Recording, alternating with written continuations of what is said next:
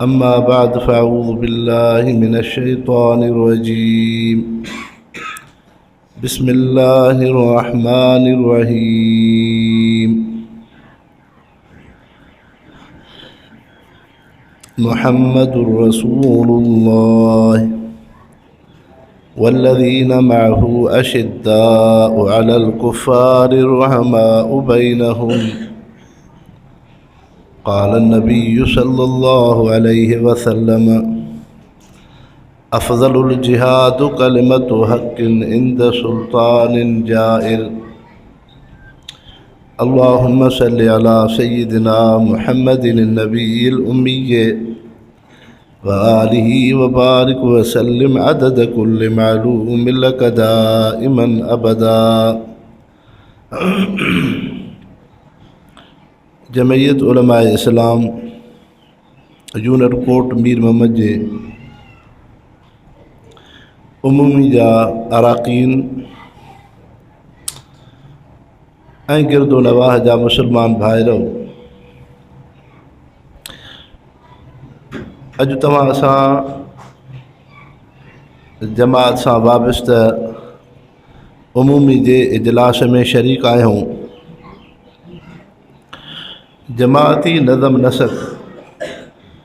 उहो हिकिड़ो पंहिंजे उसूल ऐं ज़ाब्तनि सां हलंदो आहे। अल्हम्दुलिल्लाह बरे सग़ीर जे उलमा असांजे अकाबिरीन ऐं बुज़ुर्गान दीन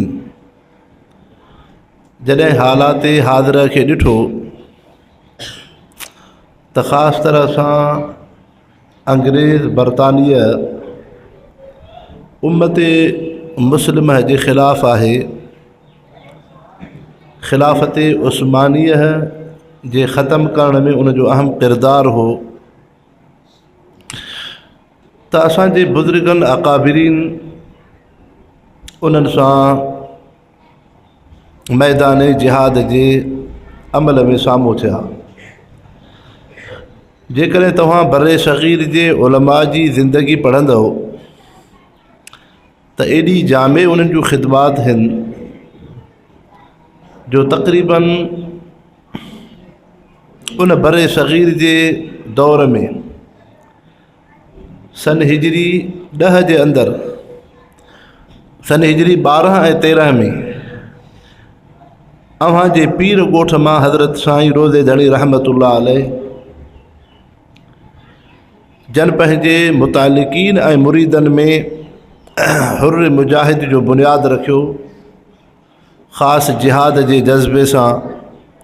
ताकि मुंहिंजा मुरीदीन सिखनि सां मुक़ाबिलो करे मुसलमाननि जो तहफ़ुज़ करनि ऐं इस्लाम जी हिफ़ाज़त थिए। कोट मीर मोहम्मद ऐं पीर ॻोठ में फ़ासिलो न आहे, उनजो हल्को साॻियो ई आहे। तव्हां हिन गिरदो नवाह जा मुसलमान कम से कम ॿियो न त दरगाह पीर ॻोठ शरीफ़ जे हज़रत साईं रोज़े धणी रहमतुल्लाह अलैह, हज़रत साईं हिज़्बुल्लाह शाह रहमतुल्लाह अलैह, हज़रत साईं सिबग़तुल्लाह शाह रहमतुल्लाह अलैह, इन्हनि अकाबिरीन बुज़ुर्गनि जूं दरवेशनि जी तव्हां ज़िंदगी पढ़ंदव त तव्हांखे इहा शइ मिलंदी त उन अल्लाह वारनि पंहिंजे दौर में सिर्फ़ु मुसले ते न वेठा,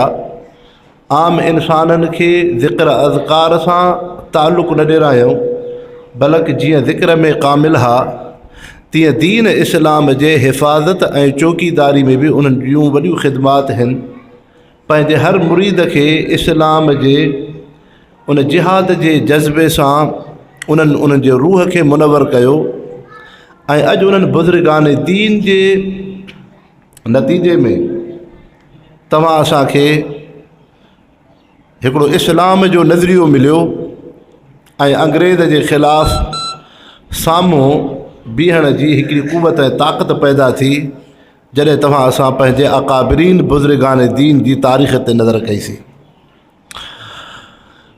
इस्लाम उहो जामे मज़हब आहे जंहिं मज़हब जे अंदरि शरीयत बि आहे, जंहिं मज़हब जे अंदरि अल्लाह सां ताल्लुक़ ज़िक्र